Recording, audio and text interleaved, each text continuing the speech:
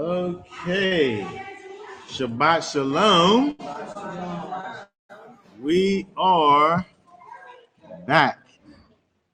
We are going to be continuing on with our look through the triennial Torah portion. This week we are dealing with Genesis 23. We'll be looking at Genesis 23. Looking at that and of course seeing what we're able to find inside of these verses. So let's jump right into it. We are going to pull this up over here. We'll read through the chapter, then we'll drop back and talk about a couple key points inside of it. So let's see, we start. Let's go ahead and read from verse 1. Yeah. Okay. And Sarah lived 127 years, the years of the life of Sarah. And Sarah died in Quirith Arba, that is Hebron, in the land of Canaan. And Abraham came to mourn for Sarah and to weep for her. Then Abraham rose up from beside his dead and spoke to the sons of Heth, saying, I am a foreigner and a sojourner among you. Give me property for a burial site among you, so that I bury my dead from my presence. And the sons of Heth answered Abraham, saying to him, Hear us, my master. You are a prince of Elohim among us. Bury your dead in the choicest of our burial sites. None of us withholds from you his burial site from burying your dead. So Abraham rose and bowed himself to the people of the land, the sons of Heth. And he spoke with them, saying, If it is in your desire that I bury my dead from my presence, hear me and approach Ephron, the son of Tosar, for me, and let me have the cave of Machpelah, which he has, which is at the end of his field. Let him give it to me for the complete amount of silver as property for the burial site among you. And Ephron dwelt among the sons of Heth, and Ephron the Hittite answered Abraham in the hearing of the sons of Heth, all who enter at the gate of his city, saying, No, my master, listen to me. I shall give you the field and the cave that is in it. I shall give it to you in the presence of the sons of my people. I shall give it to you. Bury your dead. Abraham bowed himself down before the people of the land, and he spoke to Ephron in the hearing of the people of the land, saying, If only you would hear me, I shall give you the amount of silver for the field. Take it from me, and let me bury my dead there. And Ephron answered Abraham, saying to him, Master, listen to me. The land is worth 400 shekels of silver. What is that between you and me? So bury your dead. And Abraham listened to Ephron and Abraham weighed out the silver and Ephron, which he had named, in the hearing of the son of Heth, 400 shekels of silver, currency of the merchants. Thus the field of Ephron was in Machpelah, which was before Mamre, the field of the cave which is in it, and all the trees that were in the field, which were within the surrounding borders, were deeded to Abraham as a possession in the presence of the sons of Heth before all who went in the gate of his city. And after this, Abraham buried Sarah his wife in the cave of the field of Machpelah before Mamre, that is Hebron, in the land of Canaan. Thus the field and the cave that is in it were deeded to Abraham by the sons of Heth as property for a burial site. Okay, very good. All right, so we have over here this story of Abraham trying to get some land for um, his wife Sarah as she had died. Previously in the last chapter, we saw where he went up and took his only son to, as far as he knew, was to go and sacrifice his son. Um, we talked about the fact that when he went up, they didn't talk about Sarah at all. And we thought about perhaps him going without her knowledge.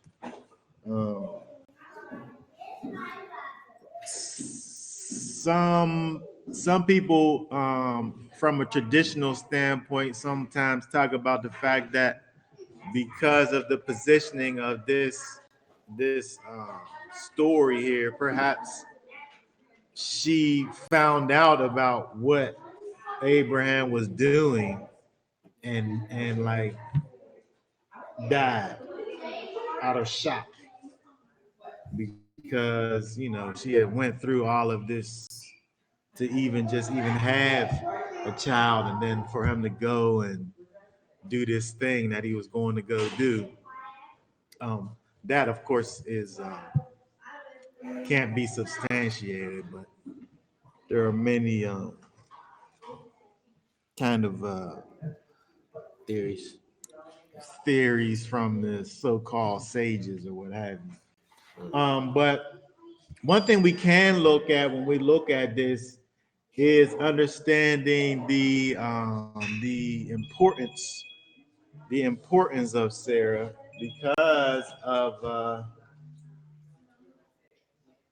because when we look at this whole thing over here, we see that when we look through the scriptures, we don't see this what they've done for Sarah over here, where it says now Sarah's lifetime was 100 years, 20 years, and 7 years. Like of all of the matriarchs in the scriptures, we don't see that for any other one but Sarah. We see it for various uh, patriarchs throughout the scriptures where they go through like Moses and Jacob and different ones where they say how long they lived. But over here, they do it for Sarah, um, which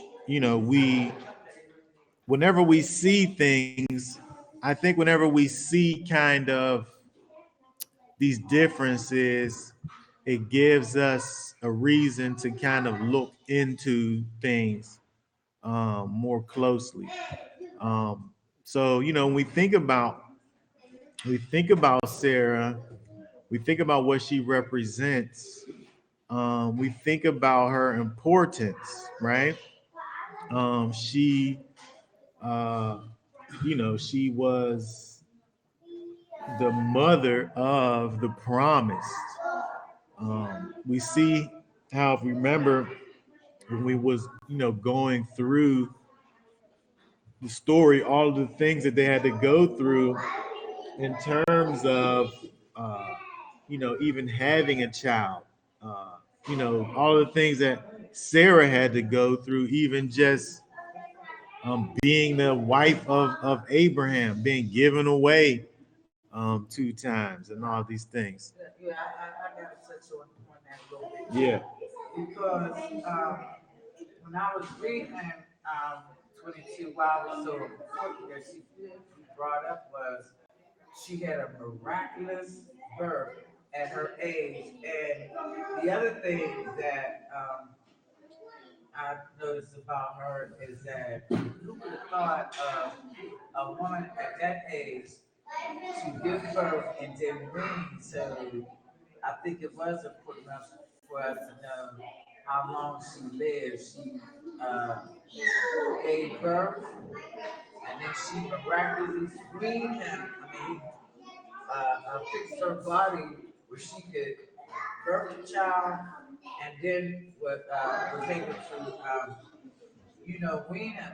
So I thought that was a great feat for her. I mean, if you look at it right now, you have a baby at that age Yeah. right now, Mm-hmm. and be able It's been all dried up and stuff by that when point. the other thing that, before we get into scripture, that I thought about it was when he was gonna sacrifice his son.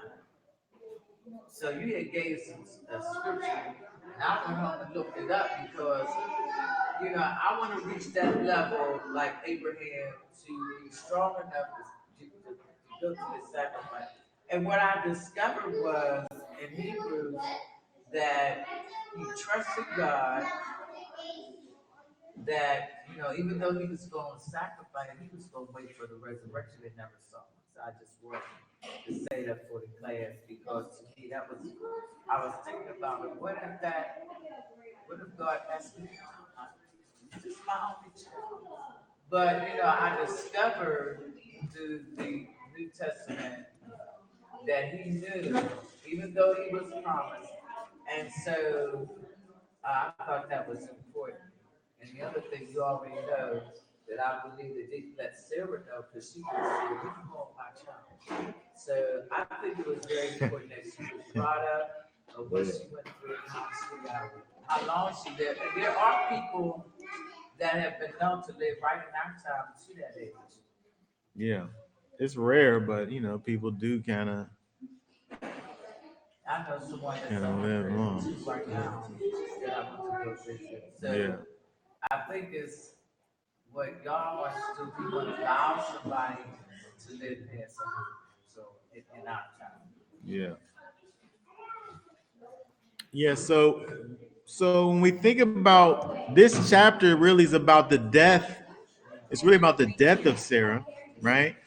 But the way that it's worded, verse 1, it says, and Sarah lived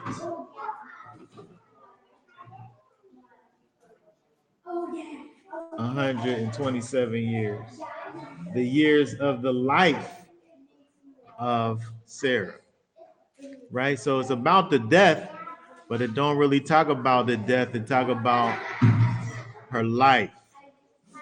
So that caused me to think about this word because in the Hebrew, when you look over here where it talks about the years of the life of Sarah, that over there is Kaye Sarah. Kaye Sarah, the life of Sarah. So I wanted to look over here at this word here. The word that's translated as life is this word right here. Click on it. Kaye.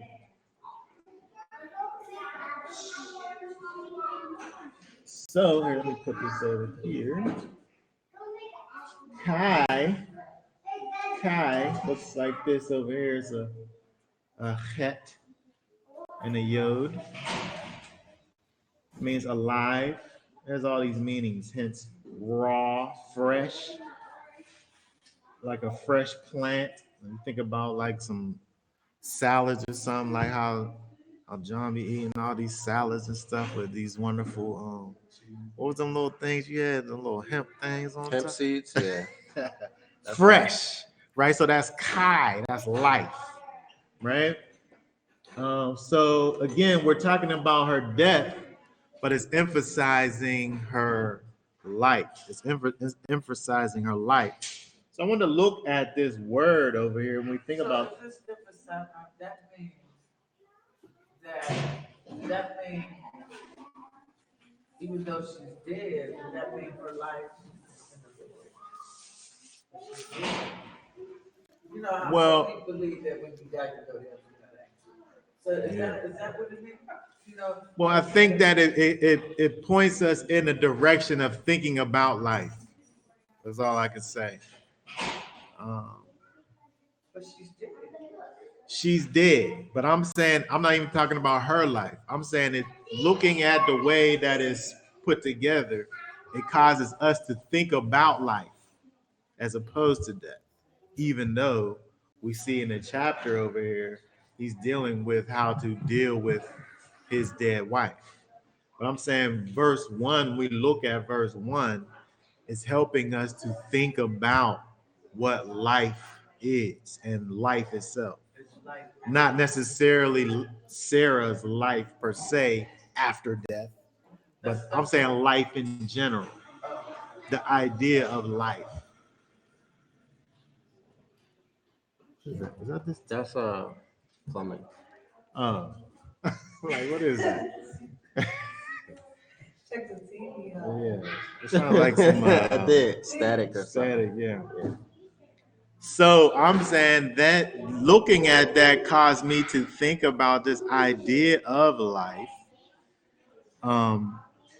and you know what we think about as life, because again, this word "kai" causes us to think about life. So if we look at let's pull up John.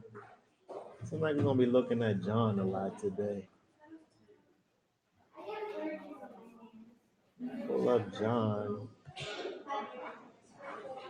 14 and 6. 14 verse 6.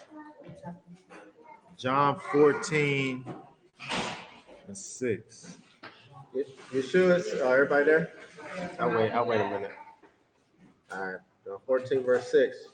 Yeshua said to him, I am the way, I am the truth, and the life. No one comes to the Father except through me. Okay, so when we think about life, if we're gonna think about life in general, right? Real life. We can't think about true life outside of Yeshua. If Yeshua says that I am the way and the truth and the life.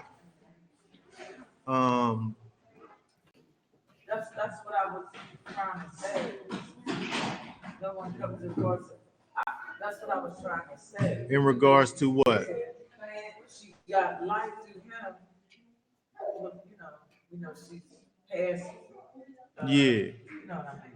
Even though We thinking about Sarah a little bit, but we're kind of like moving on from Sarah. Like I'm saying, like when we look at this chapter over here, right? The chapter in and of itself is speaking to us about Sarah and her life and Abraham, how he dealt with burying her, right? But what I'm trying to get us to do is look towards what the verse hints at, which is the idea of life over death. Instead of emphasizing that she was dead, I'm saying the emphasis is put on life, which causes us to think about life. I'm not necessarily speaking about the eternal condition of Sarah per se. I'm just thinking about for us to look at this and think about the idea of life. Like you said, like, so how when it's the Lord speaking on her death, it's saying the life of Sarah, like it didn't say the death of her, just like focus on the life of her. Right. Even though she died, even though she's dead, the life of Sarah. So basically, if when someone dies, like instead of just focusing on the aspect of the death, like we're speaking on the like their what their life was, like their death. Most obituaries usually say on how they do it. celebration of life. Celebration of life Yeah. of the person. Yeah. Yeah, that's usually So what that's they what this is, like a celebration of her life. No, Well- it's the reflection. I'm saying I'm saying that we here are reflecting on the idea of true life and what it means. And this verse over here is causing us to do it because of how it's written in regards to Sarah. So that's why I took us over to John 14:6, because Yeshua is life, right? So if we're going to think about the idea of life, let's think about it in its fullness and understanding that Yeshua actually is life. Is that like So- the saying, if everybody dies, but not everybody lives? I No. I don't know if I heard that, but it's a pretty good saying. Did you just make that up? No, I ain't making- I- That's pretty good. That's pretty good. No, but they say it in a vague way, like but that doesn't make sense though. Everybody dies, not everybody lives. I mean, when he is the life. Right. When you think about our way of life, of coming into knowing this faith or this truth, I'll say this truth. Like, it seems like everybody is dead around us.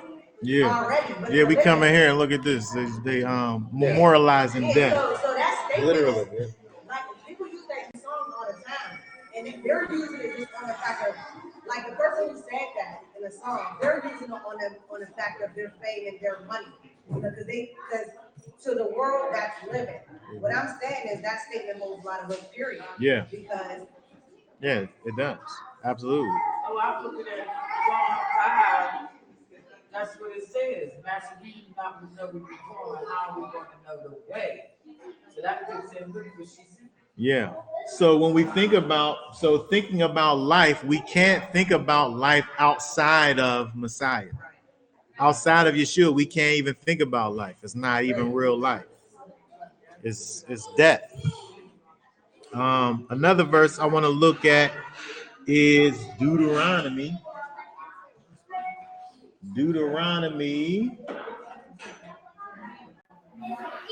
Chapter 4. Deuteronomy chapter 4 and verse 39.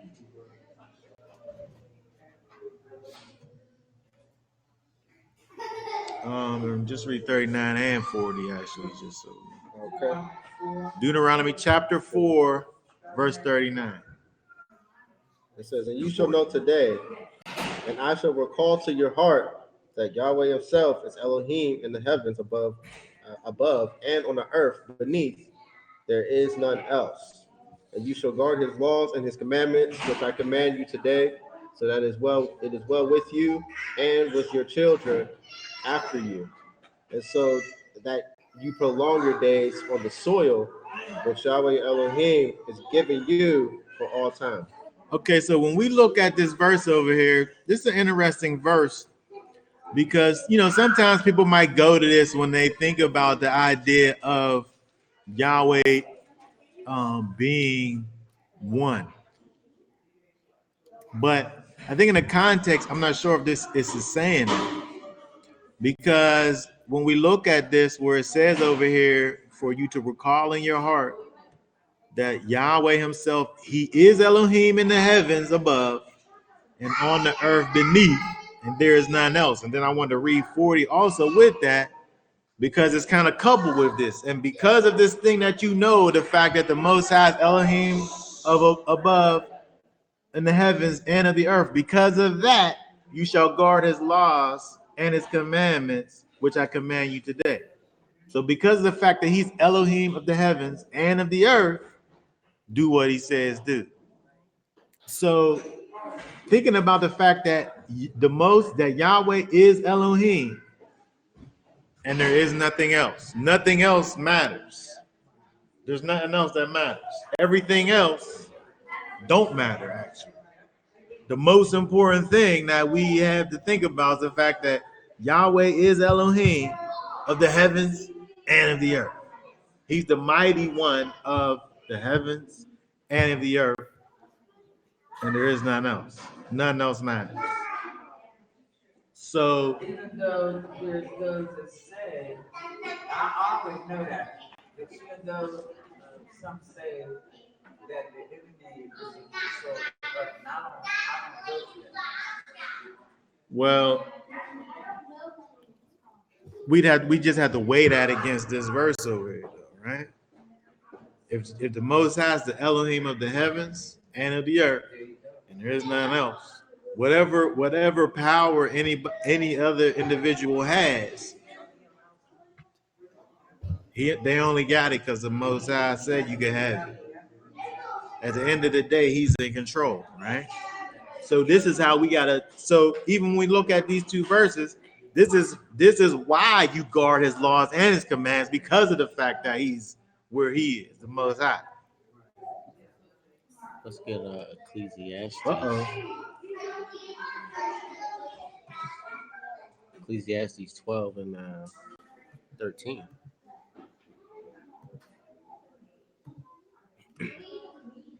What did I say? Ecclesiastes 12. Ecclesiastes 13. chapter 12, verse 13. I'm on Ecclesiastes 12 and 13.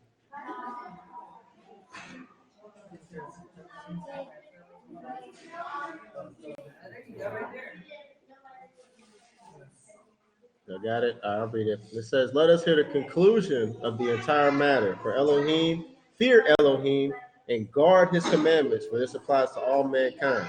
Verse 14, "For Elohim shall bring every work into right ruling, including all that is hidden, whether it be good or evil." So we can talk about Hasatan and being the prince of the air, right? We can talk about that, but it don't negate the Most High's place and where he is, right? Because he is allowing for all of these things to go down, whether it be good or evil, like the wise one said over here. But we're thinking about that because now we're thinking about life, right? And then how we move forward as a result of our knowledge of what life is, right? If we say that we follow after Messiah, if we say that we are followers of Yeshua, we say that we are experiencing life, it has to be the way that we be has to be based on the Most High and his standards, because he's the one that sits up there and says what life is, right? So when we're out here living, we have to make sure that the things that we're doing is in line with our profession. So it's interesting when we look at thinking about Abraham and what happened over there with him trying to buy this land, because he and we saw this before whenever he fought with those people that captured Lot, and he didn't want to take none of their riches because he didn't want to have them say that they made him rich. He had a certain standard about himself, and it didn't matter what the circumstances was. I mean, he's already a wealthy individual. He got land, and he got people and animals. He got all this stuff. But if you got more, that makes your situation better, right? And then he even had the opportunity where he had every right really to take whatever he wanted from these people, the booty. He had every right to the booty, but he said no. That sounds funny. Yeah. 2019, that sounds funny. Yeah, he had every right to it, but he didn't take it because of what somebody might come down the line and say. Because he had principles. He had principles about himself where he said, I'm going to live a certain way and I'm not going to deviate. So when we think about our life that we live, we got to look to Abraham and see what he did over here, because he wasn't going to have them say, well, I'll just give you the land. You don't got to pay me for it. I'll just give it to you.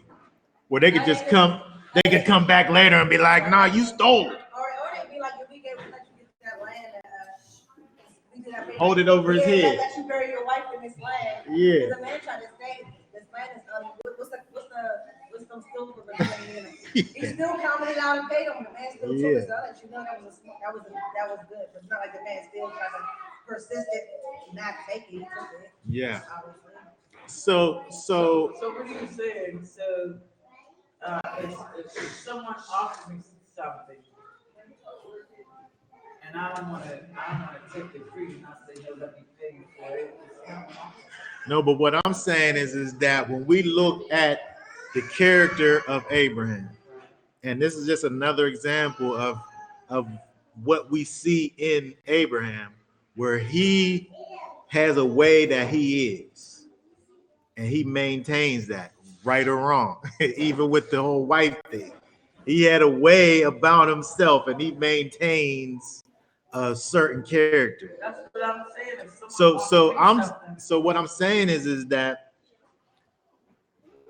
we, in regards to us walking in this life, there's going to come times when things are going to come about where it might seem like it's a good thing on the surface of it, but we have to make our decisions be about not what we can see necessarily, but how do those things line up with the Most High and His will and His ways. Like, we have to make decisions like this. Not to say that you can accept charity from somebody down the line, but I'm saying when we look at the actions of Abraham, what are we able to gain from the things that he's doing? but he can accept, like you said, he always do for himself. I mean, when I look at 23, he didn't, he wasn't made name. He just said, no, I already paid for it. Yeah, he was using wisdom. He was actually using wisdom because he's dealing with these crooked, wicked people. These is like Hittites over here. These are the people that's in the land that Israel's going to end up being in. Yeah, yeah. I mean, truthfully, he could have just went in there and said, the Most High said I can have this over here. It's under the promised land. Yeah, yeah. But it's He already had that. No, we didn't have it yet. He promised it to him, to his seed. This is still their land at this time. When Sarah died, this is still the. These is Hittites. This is still the other nation's land. Oh, it's not theirs yet.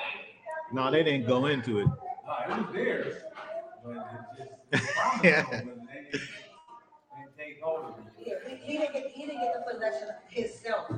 Remember the 12 tribes in there after they were on the wilderness. But he was already promised. So he is technically his, but it's not his like at this moment. So he's dealing with these wicked people, right? These Hittites. These people is Hittites. You know, they're one of the nations that the Most High said when y'all go in there, they're one of the 7 nations that you supposed to kill, eradicate them. But it's like being careful and take on the things that you take on these types of people. Like there's different like they be having different things going on. Like other people just even for example when I first came when we asked about nails, I remember like they was like be careful with certain shops and they have like what is it? They have gods in the like a lot of times you don't know what's behind these different things. So he didn't even take no type of favor from these type of people. It's not like it's a favor from some of his own, somebody that's of the Most High. That's not a type of that wasn't that type of thing. Just like the Hillary from India, sacrifices to God. A lot of women be putting it in their head.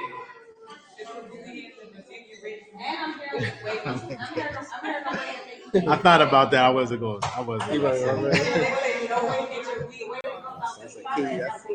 this like heard that the way they go about getting on people's head, like there was Grow their hair for their God. And so shave, at a certain point, they shave it off, and it's been sold for Yeah. So that makes it look right. So I have a picture here. Look at me. Go ahead. What was you gonna say? I was gonna say, so this man is not there yet. These are the people that are these the people that are sacrificing their children. Is that the same kind of people? I guess it's the same kind of people. This is the land of Canaan, and these are the people that live in that land. So they got all kinds of The reason why pagan I said practices that and so on and so forth. was because the chapter before that when God asked them to sacrifice. It wasn't like he didn't know that people sacrifice. They just didn't know.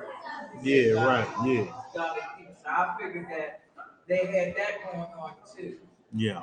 So the what I'm trying to get us kind of to hone in on is the idea of allowing the Most High and His principles to be the thing that's always guiding us, and not to deviate from that, even though it could potentially be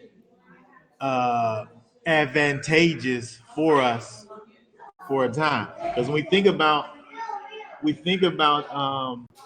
Abraham getting this land, it would have been advantageous for him to say, okay, yeah, I'll take it for free, no problem. And it wouldn't even have, it wasn't like even it was like a sinful thing for him to do it. But you have to be wise in your dealings and understand who you're dealing with. And so he eliminated any chance. He took it out of their court all the way around. Even if they would have just been honorable about it, he didn't leave any stone unturned where they could never come back and say, because I put the money in your hand. So I'm saying that we have to be able. I'm not saying about taking free stuff or whatever. What I'm saying is that in terms of our dealings, what is the motivation behind the things that we're doing? Is it for like some type of gain, or are we always standing on principles no matter what, and not allowing things that could potentially be even helpful for us? Are we allowing the Most High to guide us in everything? I think when you look at verse 6, they already knew who Abraham was as far as serving God, because verse 6 is just like, that's why they approached him like that. In verse 6 it stated, you are impressed. So they already knew. Yeah, he's not saying what they knew. What we're saying is like what Abraham, how his whole, how he used his wisdom, like his wisdom, and Yeah, I understand how that he dealt with that. So regardless of what a person knows, that you're a server of the Most High and you're loyal to the Most High, you're faithful to Him, you're a good standing person, you're a noble person. Regardless of what, are you making sure the doing that you're doing is in alignment with the Most High? That's all I'm doing. And I like it because it just says if we have that type of character, following the ways of Yahweh, it would be just like how these people, even though they're not on the right side, they recognize Him. But if we'll have that same, if we follow Yahweh way, so it'd be just like how they approach Him. That's what I was saying. They already do Like that. people recognize the recognition, Yeah, That's it. But that's the whole thing of like letting your light shine. Yeah. It should already be like that's the way we're supposed to have it. Right. So right in. Yeah. It's Nobody, you don't even gotta say too much of what you're doing, it's about the action behind it. Yeah, Carries this way. Right. And that's what we're supposed to be. Yeah. Supposed to be. I'm saying supposed to be because that's the goal. Like, Yeah. when I hear the things with Abraham, it'll make me be like, you know, this the whole across the board, it shows you where it can be done. Yeah. It was done, so it's not impossible attainment. Then you got him as far as when you follow, when you're looking at somebody like a great like Abraham, you pretty much I always say you got like a blueprint. It's like a cheat sheet to what it tests. Like you can see where someone may have fallen short to where you don't gotta make those same mistakes. Yeah. All right. Well, you just said all that. It made me think about Hebrews 11. You talking about the cheat sheet, right? Hebrews 11. That's the favorite chapter. I got my notes on that. You got your notes on it? Got my notes on that. You brought it up. Oh wait, I went to the wrong Hebrews.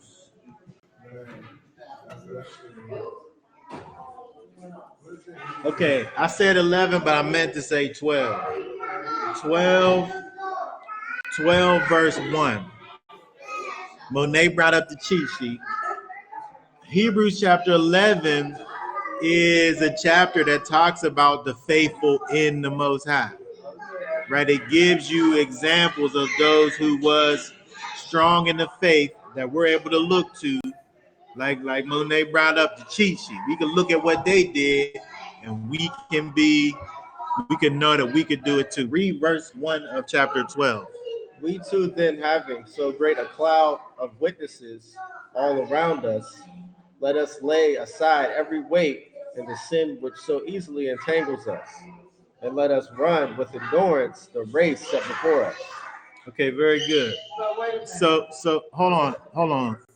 So he over here is making the case, the author's making the case that Monet says that seemed like he taking it a step further. Because of the fact that we got this cheat sheet, he's saying you supposed to take these things that so easily beset you and put them things to the side.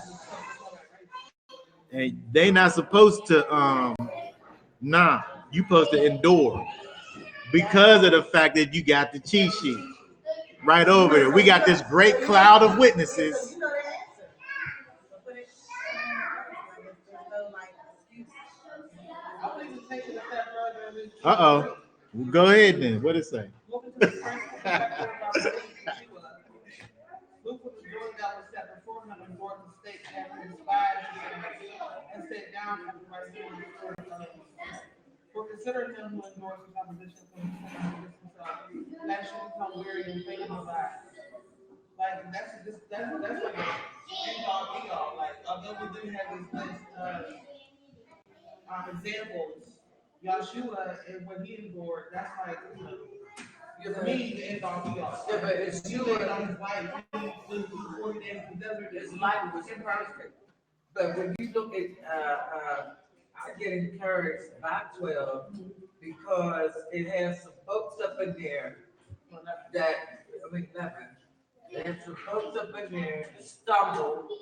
You know, this is encouragement. You know, it's letting us know you can overcome. Like they mentioned Samson.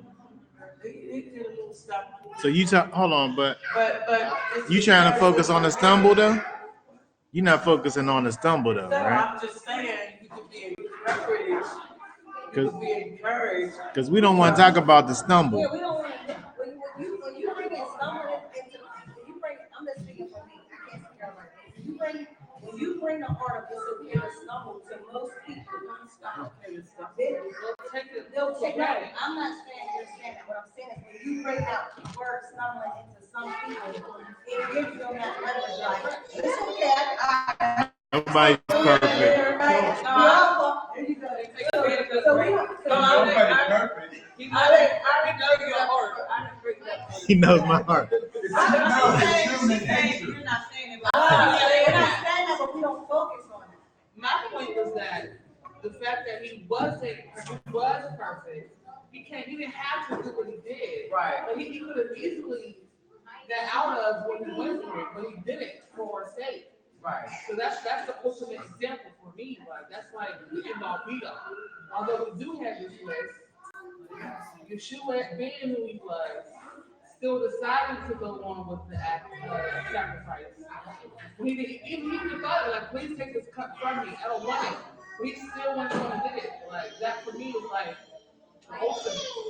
But and I don't want to say but, I'm gonna say and when we look at this over in chapter 12, where the author looks back at those things, right? He looks back at those things and he say, because of that, these little things that you always be getting tripped up by, you supposed to be able to put this over to the side.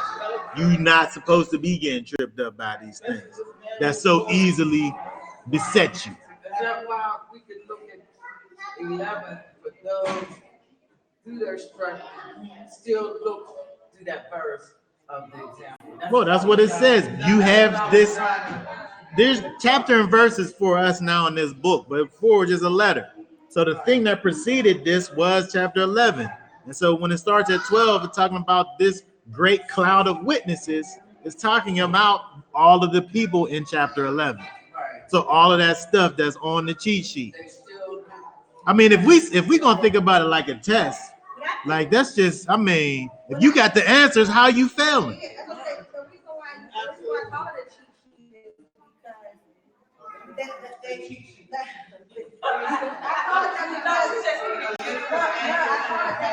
you can see their test, you can see what you can actually even relate to what they may have. You can relate to what, like, you know, why they may have lost your last Samson, you know, like, you can, it's relatable, but you know what it can cause you. You see what brought them down. So that's why it's supposed to be, that's why I use the word cheat sheet, because you can see, you can relate to these struggles, you can relate to these struggles, but you know what will come from this. So to prevent that, use your cheat sheet. That's why I say it. Come on, girl. that's why I can understand Abraham. He didn't know that he was at that level through his faith to be strong and sacrifice his son. So it just showed me all the steps that he took to get to that level. And you know, I believe even when he was burying his wife, I don't think he was really that sad. Huh? Why you saying that? Because He of was- that word life. Huh? Life. You know, that's why. What you? I think because you gonna see, you know, he just did John. How he wasn't sad? Way in the truth and the life. Oh, you saying he wasn't sad because he's thinking about her eternal life? Don't say it, but I just I know you just kind of. Okay, so we're gonna we gonna go back. We're gonna go back to Genesis, right? Let's go back to Genesis. Because we got another verse over here that helps us with this idea of putting in perspective. Putting things in perspective. We first started talking about the idea of understanding what real life is about, right? And lining our life up with the Most High and letting our standards be solidified and formed by the Almighty. So let's look over here. When we look at verse, hold on, back to Genesis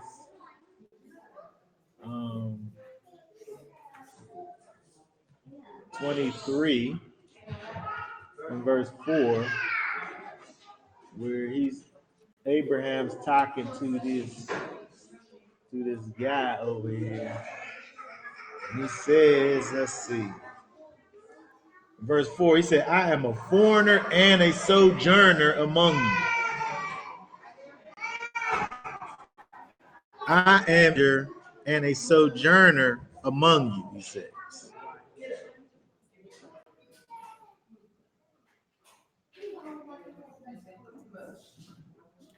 So I want to talk about this a little bit because when we think about this, this is really the kind of, this is how our existence is defined over here from a literal standpoint and from a spiritual standpoint. At this point, I have a question. At this point, he's already been promised this land, right? Yeah, this is the specifically Like, has he been told, did the military already tell him, like, I'm gonna make you see great, he's gonna get this, do you know this is the land that his people TBH, I'm not exactly sure if he knows exactly the parameters of where the land is. You know, Yeah, I would understand that because I was even like, even just how much space, if that is the case, that he knows just the land he's getting.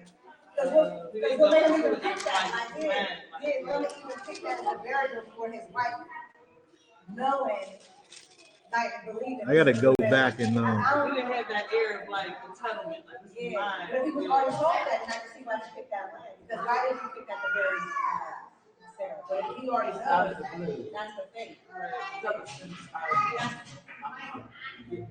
Yeah, well, I'm wondering if the Most High already told him that's the land that he's getting, that's what he's looking at now. Yeah, So he knows, Yeah. so he was told already. yeah. So his belief is that strong, his faith. Hold on, is wait a love. second, wait a second.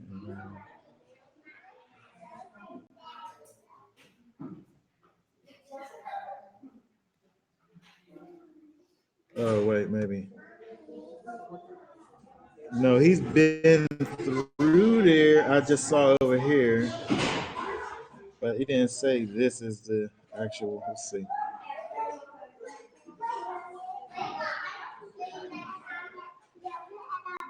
And they went forth to go into. Well, I mean, so if you go back to Genesis 12, where the Most High calls to Abraham and tells him to go out from the land where he was into a place where he was going to tell him. That's in verse 1. And then he says that I'll make you a great nation in verse 2. I'll bless them that bless you. And then he departs in verse 4. It says how old he was. He departed from Haran. In verse 5, he took, you can read verse 5 Genesis 12 and verse 5. It says, and Abraham took Sarah his wife, and Lot his brother's son, and all their substance that they had gathered, and the souls that they had gotten in Haran, and they went forth to go into the land of Canaan, and into the land of Canaan they came.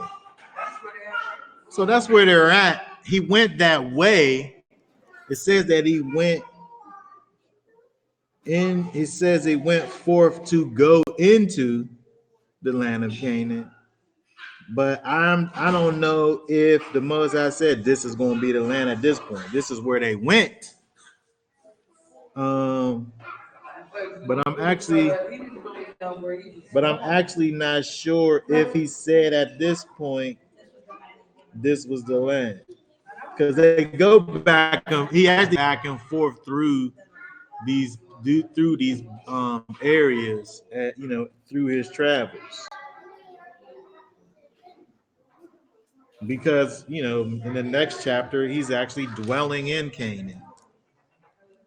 Oh, it's Canaan and Canaan is the same area. Huh? Is that what you said? Canaan and Canaan is the same place. Canaan, hold on. You said for the land of Canaan. It's Canaan. What verse you looking at? I'm looking at 12:5. 12:5. Is they the same area? Canaan and Kenya. That's the same. Kenya? Just Canaan. She might have heard people, but it's good. It said at the time the Kenites were in the land. That's Canaanite. Canaanite. It's just spelled, you got to look at Oh, you looking in the scriptures? Oh yeah. That's Canaan. It's just spelled kind of differently.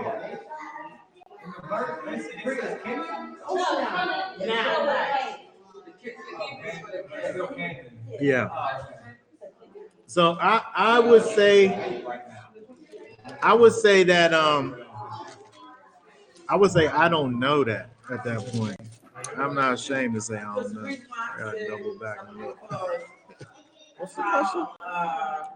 Did They did he know the parameters of his land when he bought this plot of land?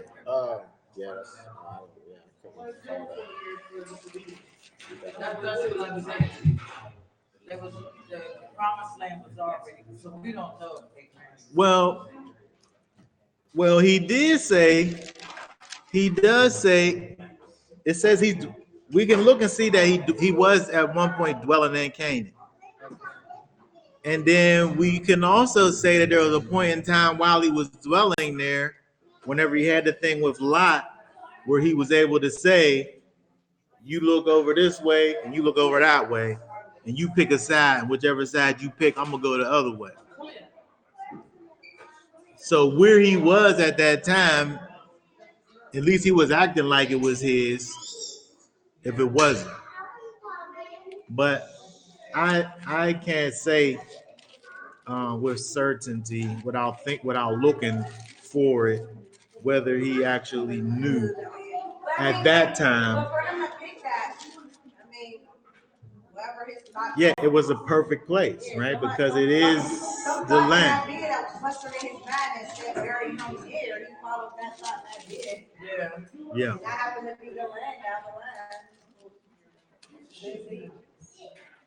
Okay, so back over in verse 4, when we're thinking about this idea of being a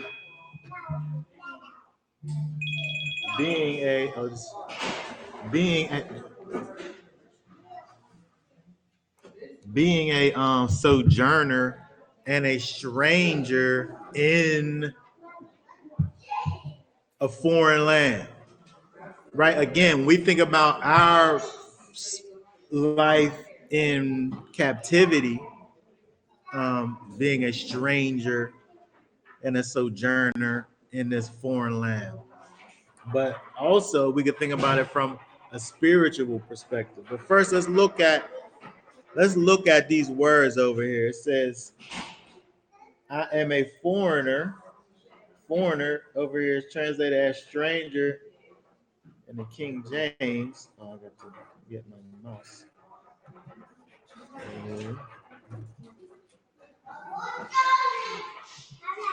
That word there is ger, which means a guest.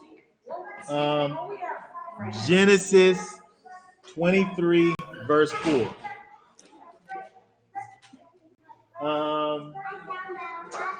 So the word ger, which translates as stranger in the King James, or foreigner, it literally means a guest, a foreigner, alien, sojourner, stranger is translated as. So Abraham's saying that he's not only a stranger, he's not only a ger, but he's also, it says, a sojourner. What that word means? Sojourner, toshab, a dweller, but not outlandish. It says especially as distinguished citizen, active participle and temporary inmate, a mere lodger, resident, alien, foreigner. So he uses two words. He's using two words that really give you the same thought of being not belonging to. You don't like that word. Because he's not forced to be in there and make this force. But he's not forced. I don't like that word. Fair. Well, we can't It's an inmate. we can't erase it. Inmate is like you force, you ain't going nowhere. Well, think about the fact that you're a stranger and a sojourner in this place. Where you going? Where you going? Guess what? You an inmate. You an inmate in this place. You can't go if you wanted to go.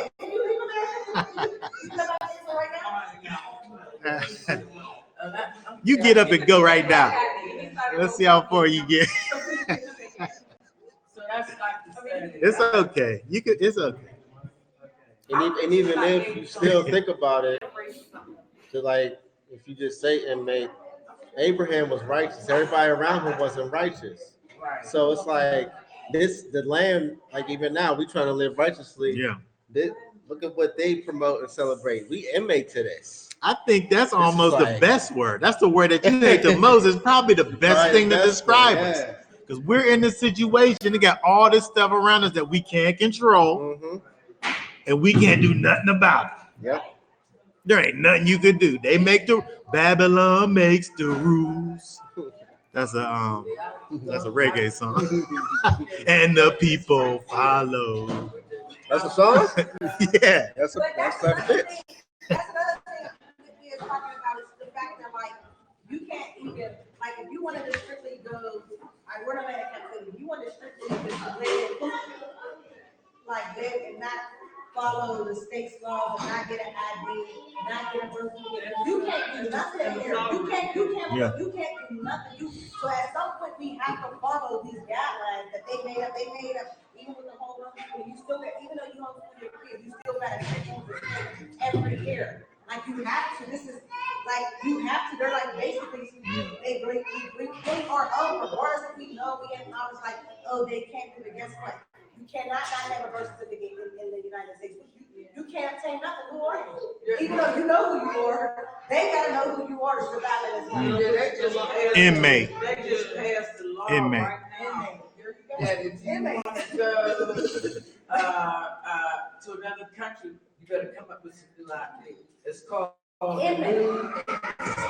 Real ID. Real ID. Oh, that's what it is? Yeah. So I told my The son- stuff you got ain't even real. I was like, what is that? I got it. She said, they ain't gonna work when you want to get on the airplane. Well, so back to the word inmate. Yeah. Inmate. Yeah, so you better just embrace that word because Yep. that's what you are, inmate. What's your number again? Right? Oh my goodness. Oh my goodness. Oh my goodness. Oh my goodness. Yep. Uh, They've been tracking us through our stuff. yeah. But they know who They- they know they- they're they- existing. It's through that. Yeah. Cause I didn't know about the bill. Said this number is assigned to grade. Amen. Inmate number 4. Was you trying to say something? No, I was just gonna say that you was a good inmate. Oh, Taxes every year. yeah, yeah. IRS ain't asking you to stand after that. Yes, it is. Yeah. I got all kinds of privileges. Hey, yeah, that's true. I stay in the good yard.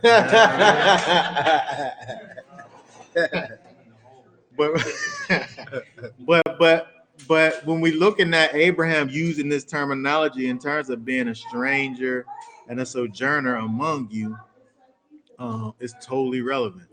It's relevant. Here, if we just even look back a couple of chapters where Abraham's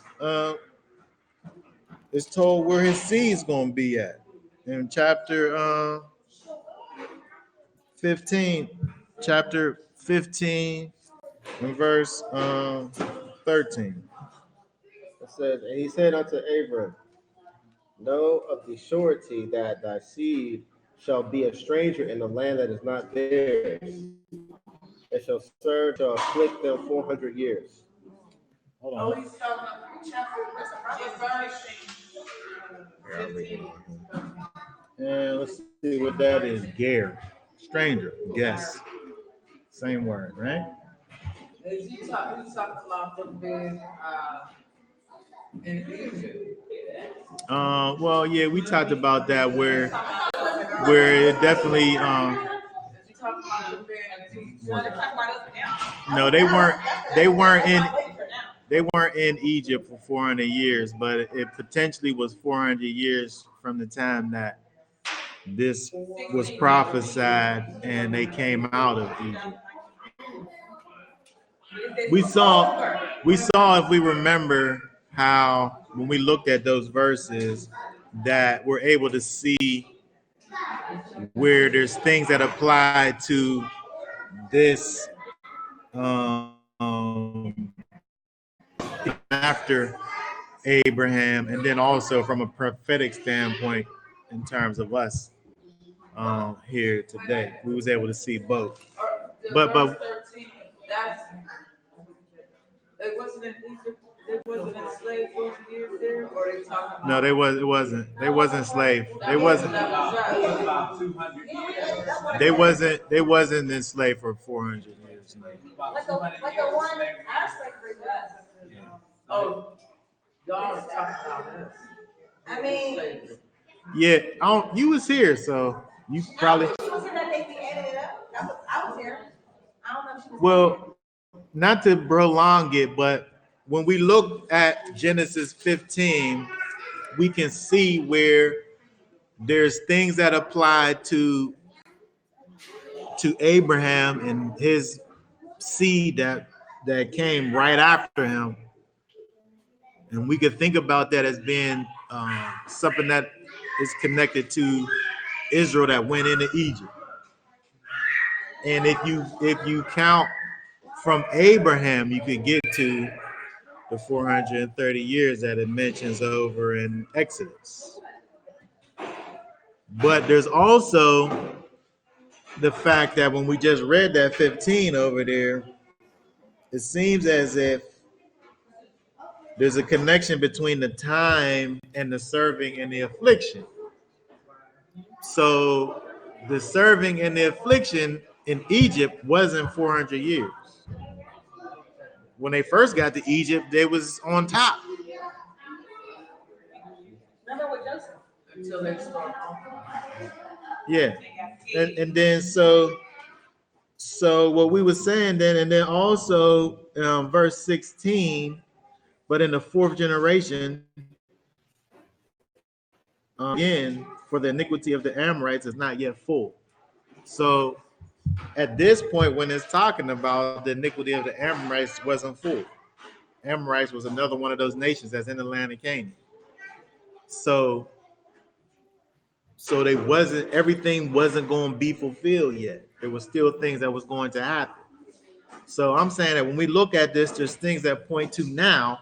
I'm saying now as far as Abraham's now. There's things that point to Abraham's now, and then there's things to point to our now. So it's kind of prophetic. It's prophetic in both ways. But for sure, we could know that Israel wasn't enslaved and afflicted for 400 years when they went into it became bad when they got to Egypt. It became bad. For us, it from day one, right? So we can see both things going on in Genesis 15. But I only went back there just to look at the fact that and talk the idea of us actually being strangers in a land, strangers and sojourners in a land. But in spite of the fact that we're strangers in a land, we still have a way about us that we have to be. And even though we're not native to this place, we know who it is that rules over us. And that has to be the thing that leads and guides us in our doings. Right? So when we look at what Abraham is saying in terms of being a stranger and a sojourner among you, this really has to be our attitude as we go around. There's certain things that we have to deal with, right? But those certain things can cause us to kind of just give in to these other ways, because you know, we have, as followers of Yeshua, we have a king, right? We have a king. He's the one that rules over us. And we have to continue to live our lives in that way, in spite of the fact that we're in this place that thinks that we supposed to kind of just do all of their things. Right? So we have to have this attitude that Abraham had when he's going around. He wasn't going for their little things that they was doing over there. He was moving according to his speed that he wanted to move. That's why I like verse 6, because Verse. they do God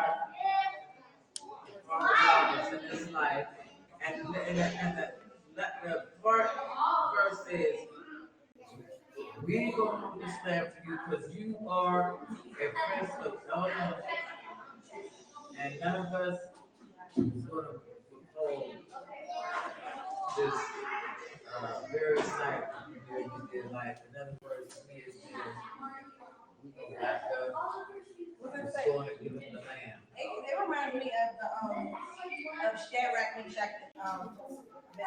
Yeah. It's like when they got taken into captivity, and they was being taught. They wanted to take like the smart ones or the young ones, but they were being taught, and they didn't want to eat what the king wanted them to eat. They told them like, no, we can't eat that.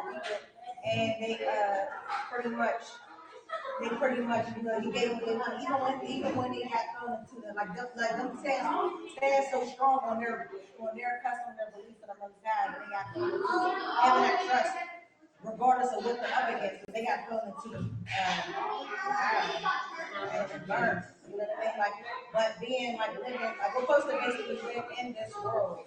We're living here, but not be up here. Yeah, that's like the letter from captain of Jeremiah, and how we were commanded to still build houses, plant trees, have children, regardless of who's happening.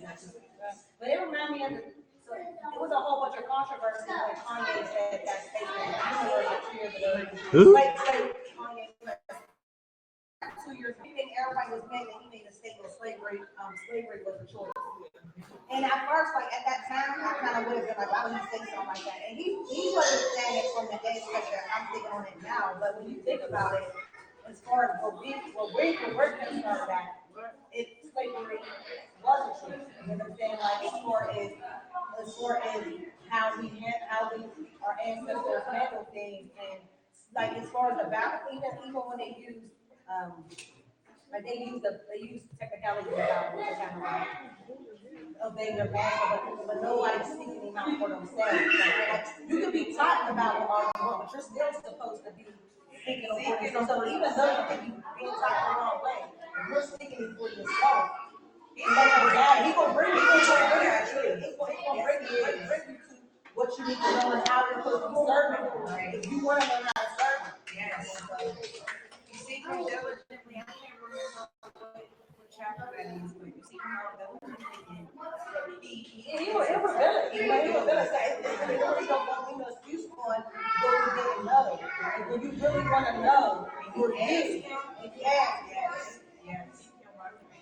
Okay, so what we talking about over here is this idea of being a stranger and a sojourner in this land that's not our own, actually living in this world, but not being of the world. Look at Psalms 17,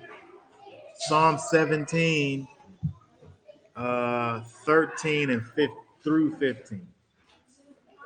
Psalms 17, verse 13 through 15. Did we just read that? Did we read it? I think so. Oh, we read 18. It was 18. Yeah. Yeah, because this is over. It's at 15. All right, yeah. It says Psalm 17. 17, yeah. 15.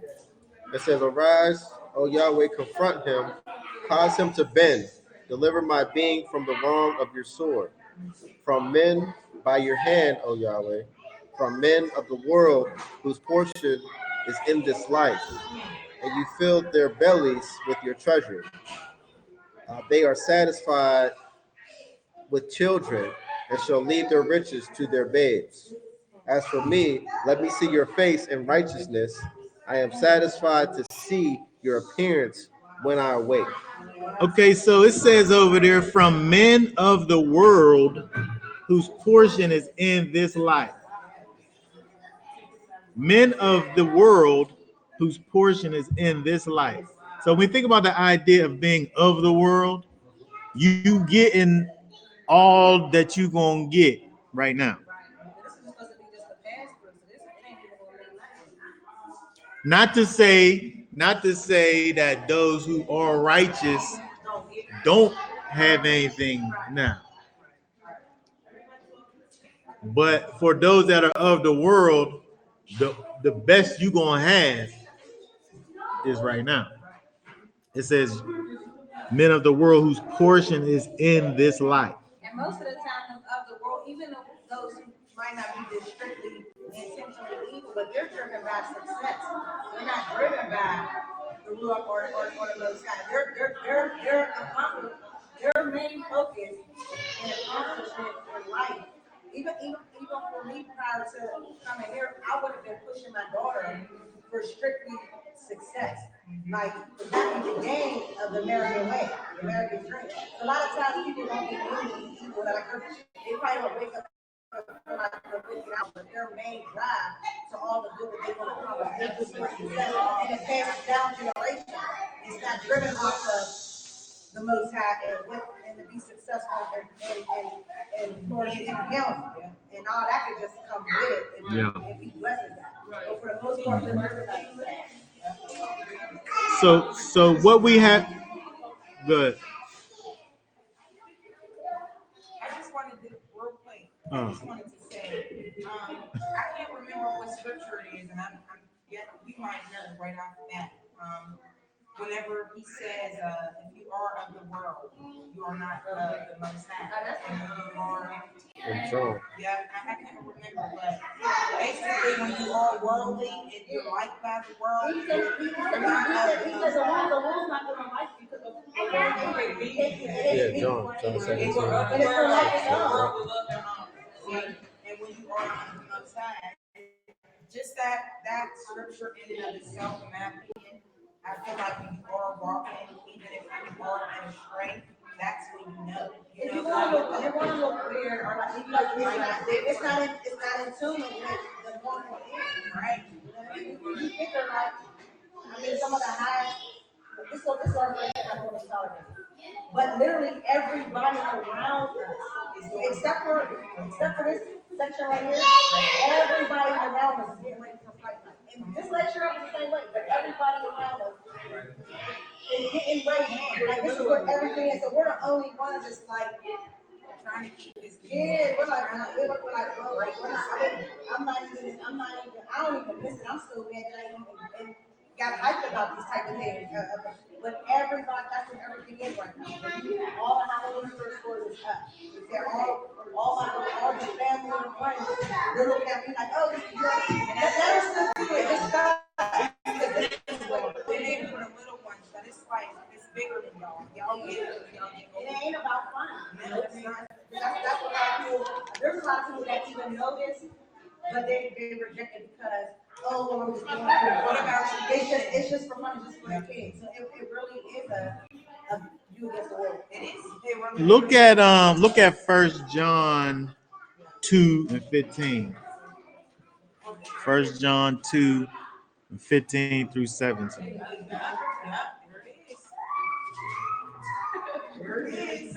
First John chapter 2, verse 15. Do not love the world nor that which is in the world. If anyone loves the world, then the love of the Father is not in him. because all that is in the world, the lust of the flesh and the lust of the eyes and the pride of life, it is not of the Father, but is of this world. Keep going. 17. Yeah. Okay.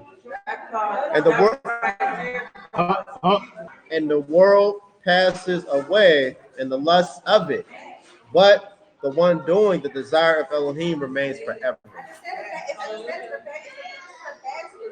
Okay, so this is the things that we have to think about whenever we think about, again, this idea of our existence is an existence of being a stranger and a sojourner in this place that's not our own. We have a king that's king over all, right? But so this has to be the thing that we use as our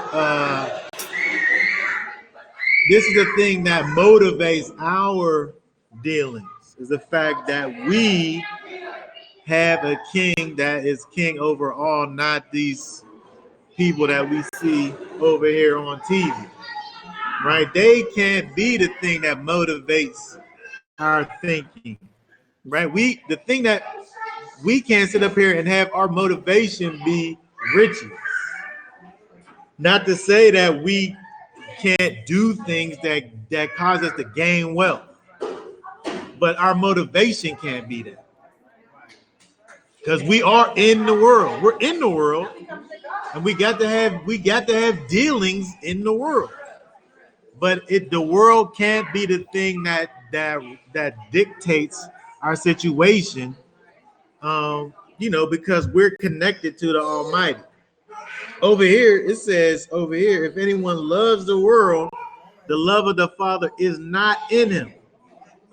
So what's something that we could sit up here and say that we could point to and say, we don't have to think about it.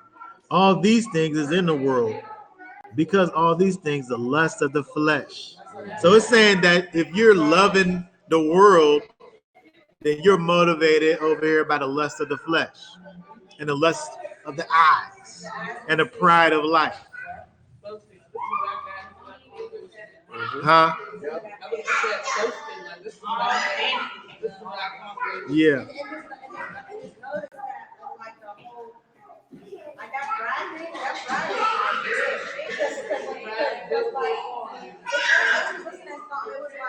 When you notice that, when people notice they might want to lose some weight or whatever, they'll hit the gym. I notice I'm getting all out of shape. Let me hit this gym and let me change my diet. But do you be like that for the most time? When you notice you falling off, or you didn't, are you like,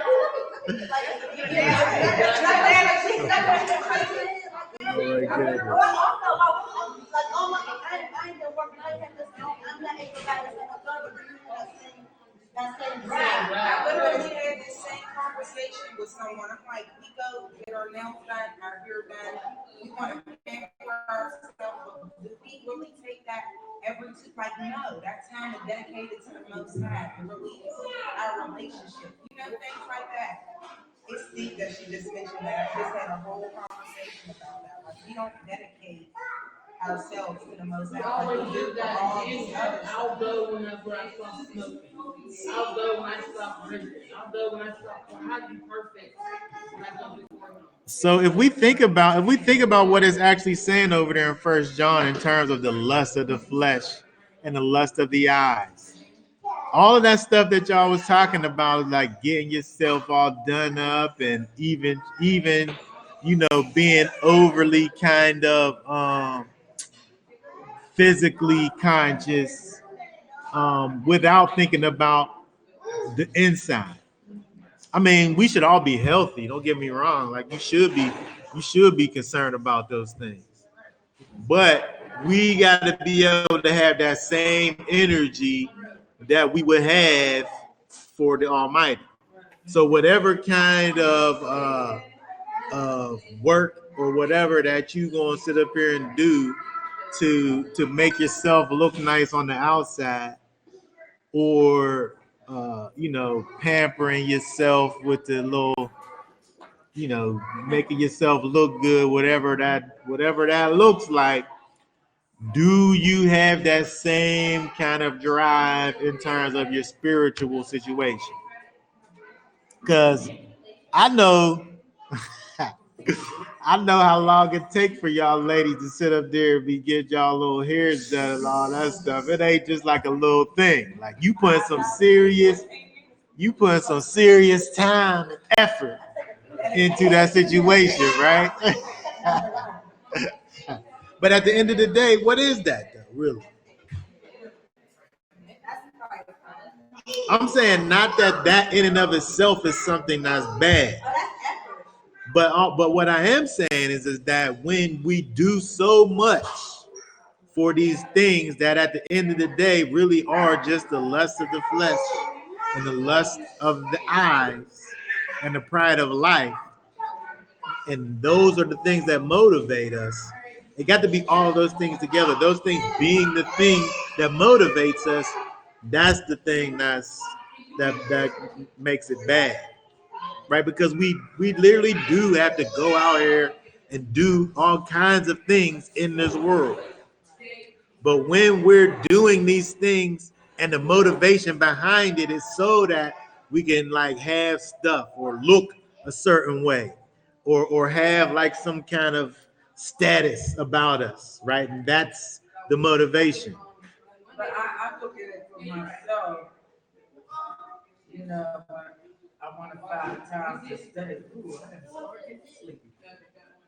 You know, but when you're doing other things in the world, You waiting for your show to come on, you ain't getting yeah, sleepy. you don't get sleepy, but usually when I want to study, and I want to study the word, all of a sudden I forget to sleep. Yeah. You know what I'm saying? You know, you want to put an effort in to study the word, and all of a sudden I'm asleep. Yeah. But I wasn't sleepy before. I wasn't sleepy back in the days. That's called sin. It's like Satan. I wasn't Rocking you to sleepy sleep before. so you can take your Yeah, interest. so when I get ready to say I'm not sleepy, but all of a sudden I'm falling asleep. Yawning, and I got sleep. And the scriptures also says, you know, though you are of the world, do not be, you know, not be in the world, do not be of the world. Because it's enmity with God. Because a friend of the world is an enemy. Yeah. That's why we're called to be set apart.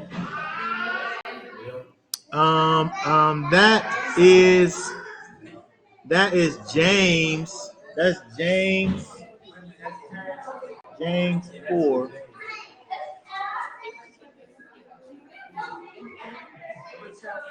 James 4:4. James 4, verse 4. Yeah. Adulterers and adulteresses, do you know not that the friendship with the world is enmity with Elohim? Whoever therefore intends to be a friend of the world makes himself an enemy of Elohim. Or keep going. No, that's good. When I be hearing these, it be like a push, because it's like, I'm saying to church, it's like so many things that, especially in the beginning of transition, it'd be like, some of a lot of ways that I gave up, that was just like a piece, like a peel off. It's still like 1,000 more things that gotta get peeled off because I've been living a certain way for 4 years. Yeah. And I be seeing like I had so much more attachments than I even realized that I had connected to the world. Like outside of just the holidays, the Shabbat, the changing in the diet, the devotion I do on daily, the disconnect. I have to disconnect all of like I disconnect even like I don't surround myself with like people in the past, not because it was relevant, but I need to be around people that's going to help guide me to what I'm trying to get. But it's like even with those big changes, those are great changes, I still see so many more connections that I had to the world. So when I see these scriptures, it be like really like more of a push and more of a like for me to search the Lord that need to be.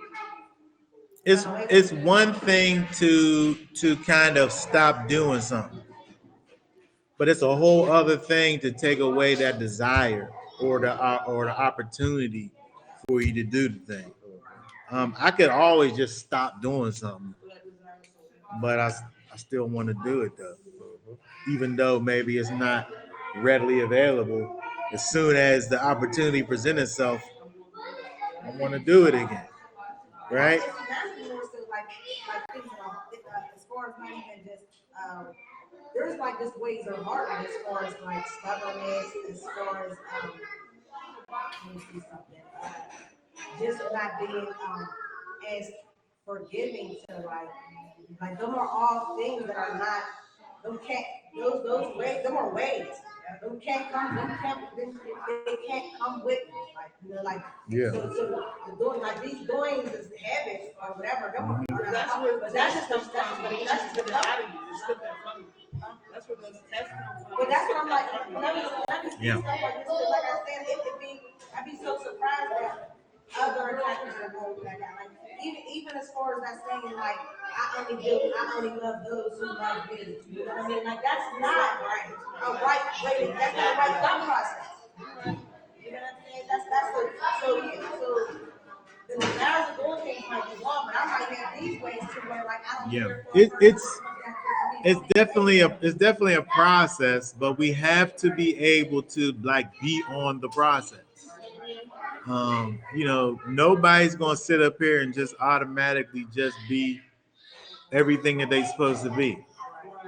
But if you not moving forward, then you know that's an issue. Because in the natural realm, if there's no growth, then you're dead, right? In the natural realm. I used to actually certain situations to get out of that mind state, and then when it's presented to me, I don't realize that I did that. Now I reacted the way I didn't want to react, and then I'm like, oh, that was a whole test. Like, so now it's like, now I'm kind of on board. Like, okay, well, I asked for this. You can't really look for this so much, but just be aware of it. Yeah. Like a fair one test is right. Next time that might Knowing that everything, you can't address everything. It's not for you to address. But when I make the thing is like strictly worried about you and your transition. You can't drive. I can't drive that transition or this process that you're saying. If I'm looking at your process, if I'm looking at now, I'm not even like walking anymore. I'm walking too long. I done made a long time. Like that's my favorite thing. Let's look over at John 12 and 46.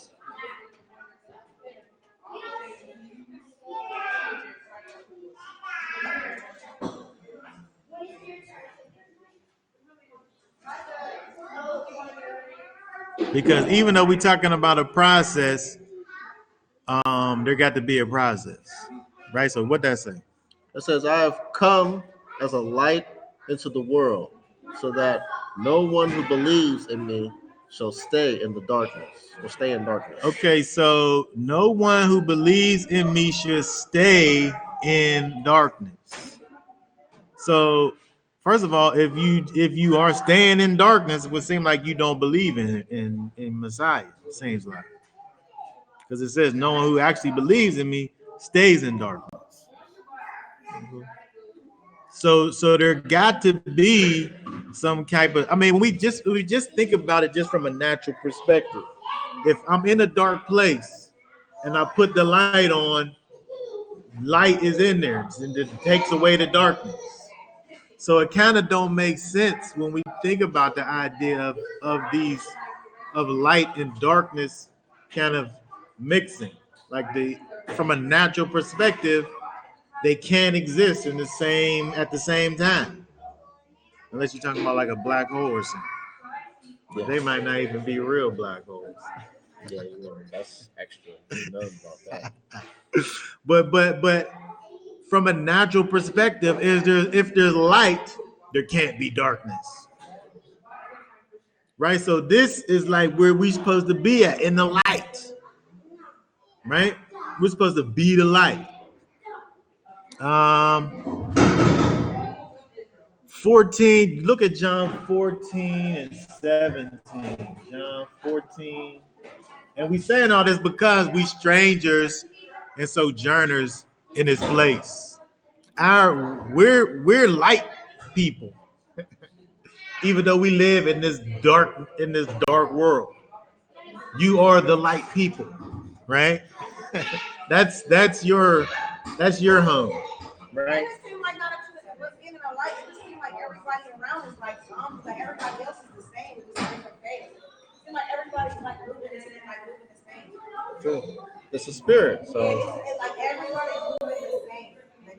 Well, there's a reason. Luke 14:17. What that say? it says the spirit of truth, whom the world is unable to receive, because it does not see him or know him.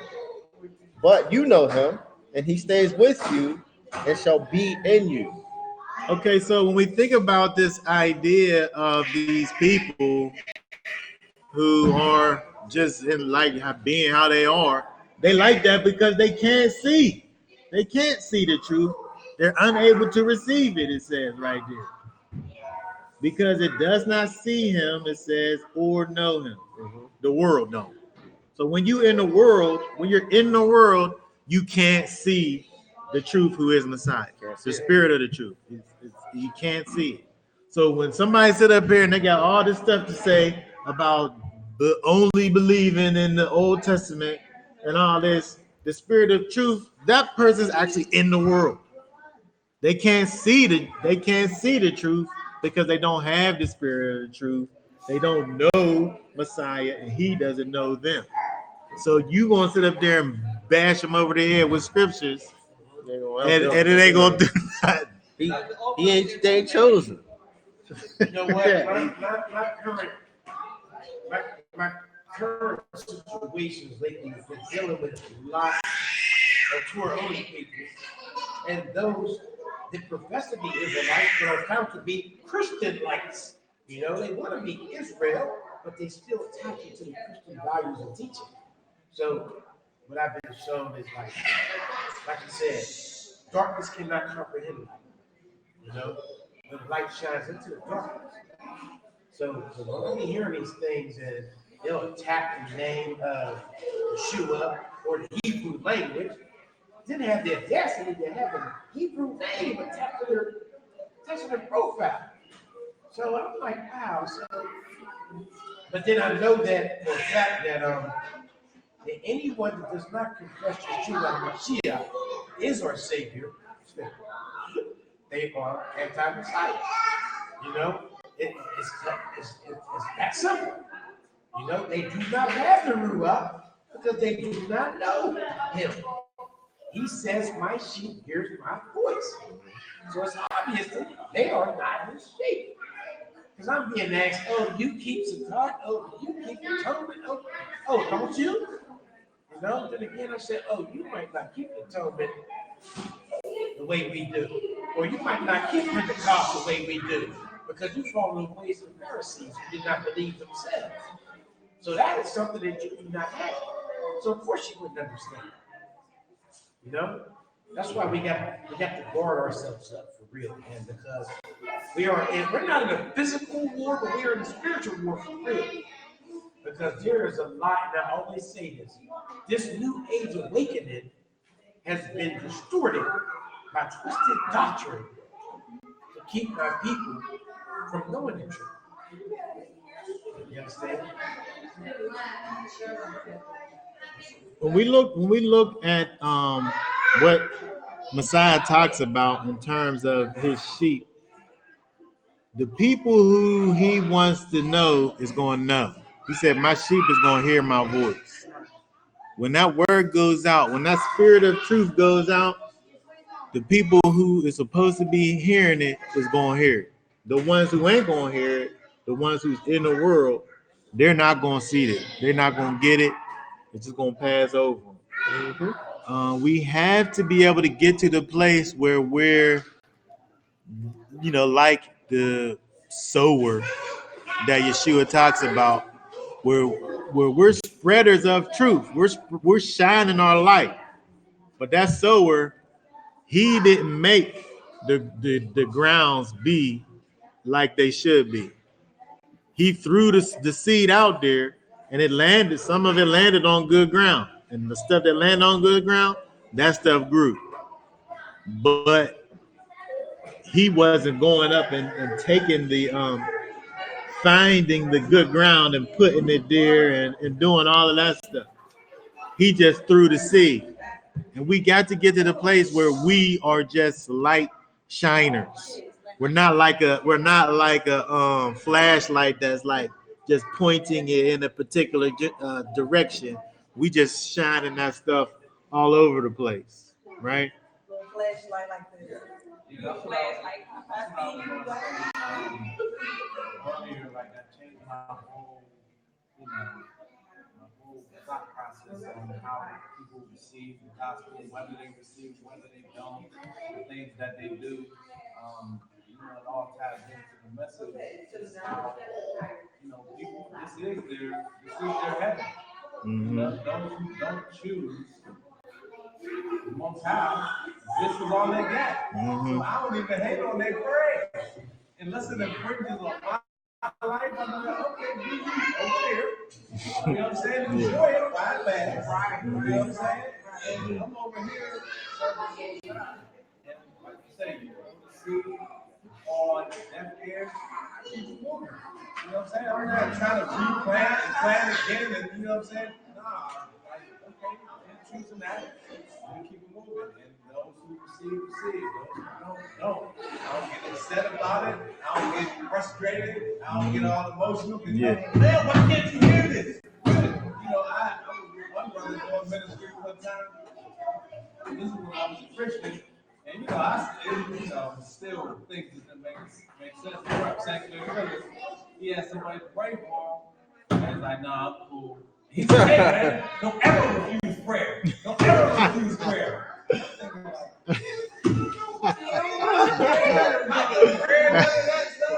But he's like trying to force him. Yeah. Prayer.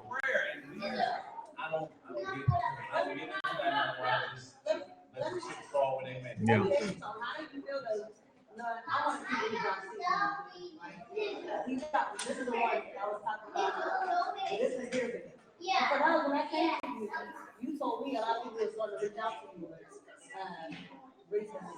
But I let you know, like one thing I want to say about the other side, they'll let you know that remember that when you're going, when you know what you're doing and saying is right. Instead of getting all feeling like I say like getting frustrated about it, like you'll confirm that you're like you'll send confirmation. I talked to you because it wasn't me talking to you, it was the Most High talking to you. But no, but I had the same situation with Sursa. She was like kind of like I was being real stubborn about something. Was actually going to school. I was being real stubborn about not being able to go the whole week or whatever. And I'm like, oh, I'm not going on. She was adamant about what she was saying. And when we had hung up, he basically conflicted me and like showed me why the reason why it was that he intervened to where he let things happen with it where it was come out from her. And I ended up calling her back. And I know on her end, she was just so thankful for the call, but she only did what was right as far as like telling me what's right. And I know it probably was frustrating when she was just like, thank you. And I just can imagine that the Most High is not going to let her work go to waste. You know what I mean? Because it's his work that she's doing. So any seed that you just dropped or whatever, it never was in. You was doing his work. That's what he wanted you to do. You know what I mean? So would you say in verse 6 of Genesis 23 that they say to him, here is my man, you are Prince among us. So is they like the same people they know about God, but they just not going to follow? They just recognize. Hold on, say that. I said, wouldn't that be something like these people here that Abraham is asking for the burial son? They say to him, we know you are Prince of Elohim. So to me, they know who he is, but they're not following. No, they're not. So is that saying that some people around us know who we are, even though they don't want to be a part of it? Yeah, they do. Yeah, and also people will sit up here and test you too. Yeah. Like I know that you are a prince of Elohim, I got this thing over here. You trying to, you know what I'm saying? Whatever the thing is, I don't know what the thing You is. know, a common friend of ours, he's always Yeah, yeah. waiting to see. To see when you gonna slip up. You know, Yeah, yeah. So I'm saying that, you know, going along with what we're looking at, we have to always be that light. Because being a light, people gonna see you as a light, and then with their wicked selves, they're gonna try to see how light you are. You know, I think about this like with like my jobs and stuff. Sometimes, you know, you get these jobs where you got to work on the weekends or you know, for me, I could never. It got to just always just be like it's not even a idea, like it's not even a thought. Because if you was to say, well, maybe I'll just do it this one time because they really need me, I'll do it this one time. But they're gonna look at you and be like, well, you saying that it's religious, but you just did it the other week though. Well, no, I was in a position like that, you know, as an aide, it's different. But I worked for Iron City Uniform. And even though I served on the set, they would have people come in and do, you know, work on the Sabbath. You know why they never approached me? No, but Mona, 8 ain't different because it was still. No, I'm not talking about the A4. I'm talking about working for Iron City Uniform, Great South Avenue, that would open their doors when they would give me time for work to work on the Sabbath. They ain't never, and I worked there 10 years. They have never approached me about coming in from the door. Yeah. I mean, But you know, but my if you attitude if you don't position yourself in a way to let it be known what you standing on, then that's when they're gonna try you. Because they will try you. nursing is different because you're helping. But you're getting paid for that. That's why I chose to work sometimes at like 11 to 7 to be as an aide when I took my vows in California. But Iron City Uniform never approached me about coming in, helping you out. No, I'll help you by saying no. Yeah. That's how I did it. Let me help you. And I would say no, because once you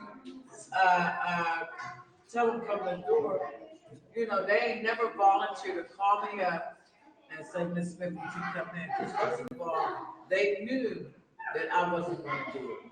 I'm not saying that everybody was like that went to keep the Sabbath. It just ain't. Yeah. So saying all of those things, we have to kind of be like what we see over here with Abraham, where he had a stance that he was going to stand on, and then he stood on it. They tried to make him waver, but he didn't waver.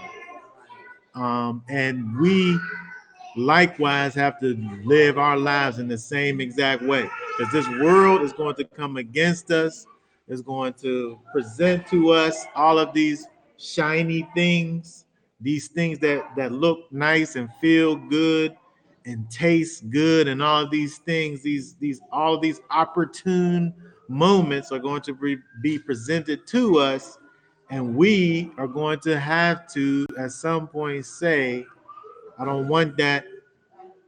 I'm doing this over here. And just always be on that, and always have that mind frame of we are strangers and foreigners in this place. Now, I just want to touch on what Monet was saying when I got into the field being an aide. That's what Yeshua was confronted with when he healed that man's hand on the Sabbath. And it's about doing, you know, when I took that field of being an aide, I wanted to be I wasn't really in this church per se, but I seen a person with AIDS, and I wanted to help somebody. So that's what the Pharisees would always try to get jam and Yeshua because he healed a man's hip on the Sabbath. It's about doing good on the Yeah, but that's Sabbath. not the same thing. You working on the Sabbath in the aid field is not the same as what you should be. You're speaking on something. That's the way that's how you pay, that's how you take care of your household. Yeshua didn't take care of his household by him and hand.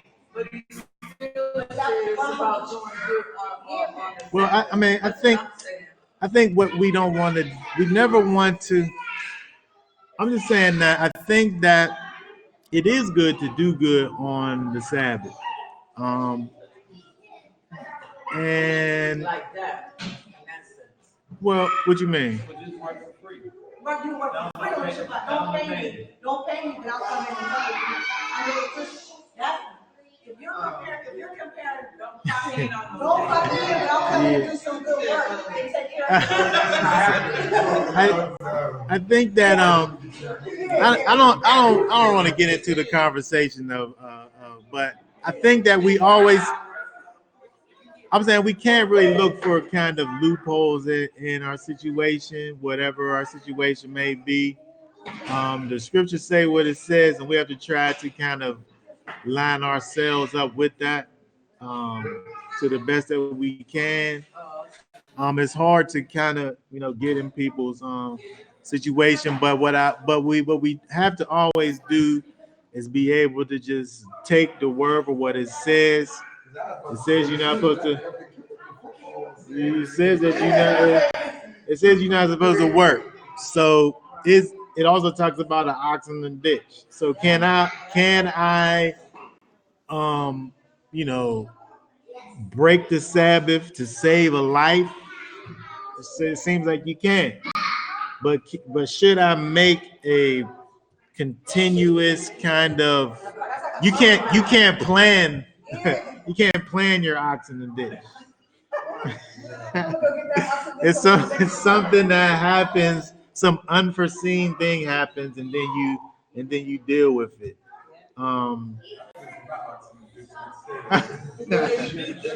Okay, so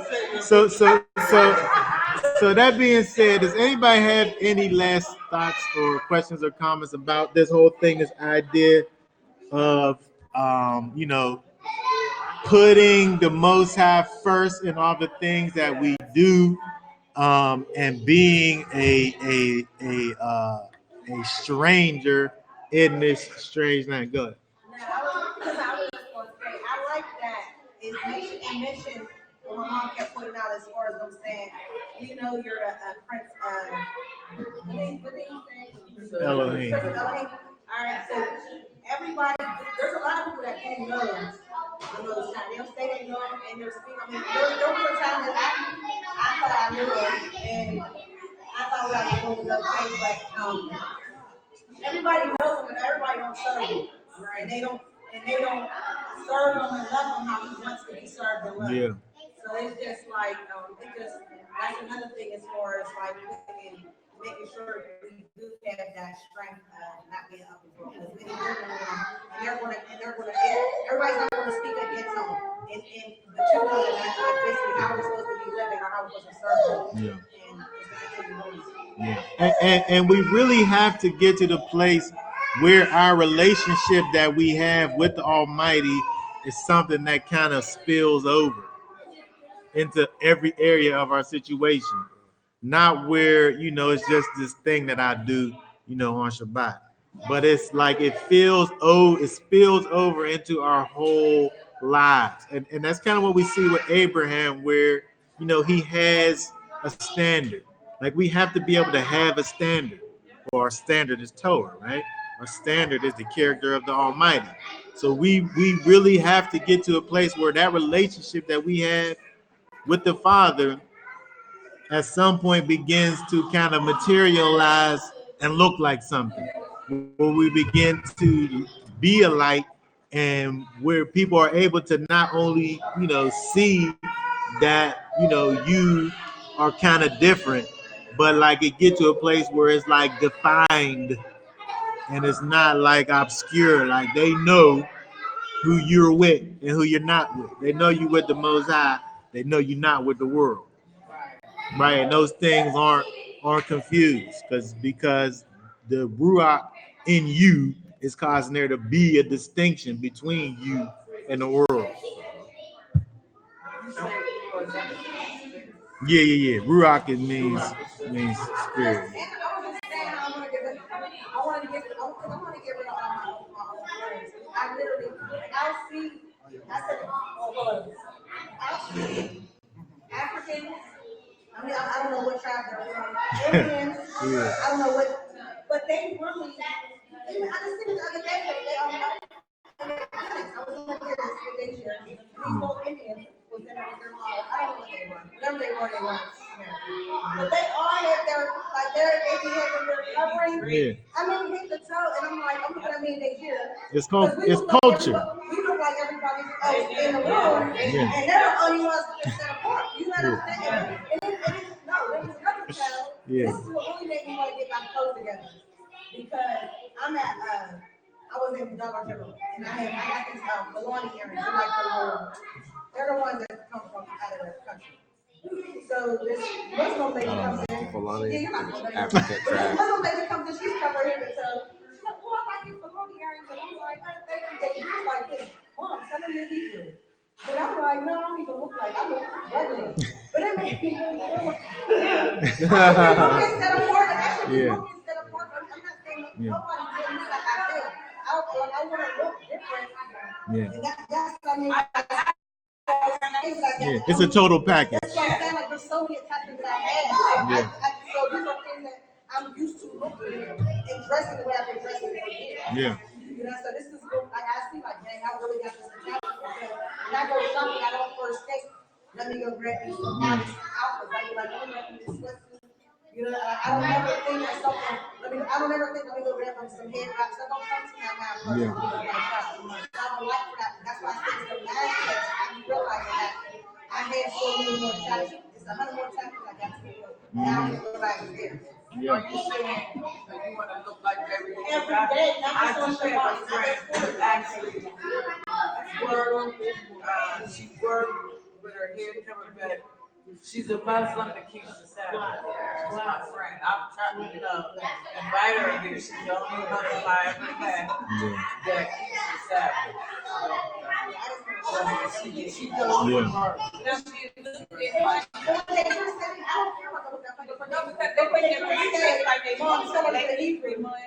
I felt like she should already do it. Yeah. That was the point of me. That's the whole point Yeah. of it. Asking not to tell you, oh, hey, by the way, I'm Hebrew. You're supposed to look at me and know she said apart for something. And then I say, they might say, or do something. I'm like, oh, no, I'm Hebrew. That's all I would do. Yeah. And They only dress like that. They only think it's like black history, like me. Yeah, it's like I thought it was associated with the first time. Like I can't with those moments that like you just want to be like that all the time. Because when somebody came into my job and bought some food or whatever, they was dressed full gear, and I was like, not even and it was Indian too as well. I'm like, I had one of those moments where I feel like I was mad. I'm like, we came over this force everything. And I had one of those problems, like, they come over here, they got to give up everything too. I'm like, they got to give up their language, their culture, and everything too. But it was a selfish moment. I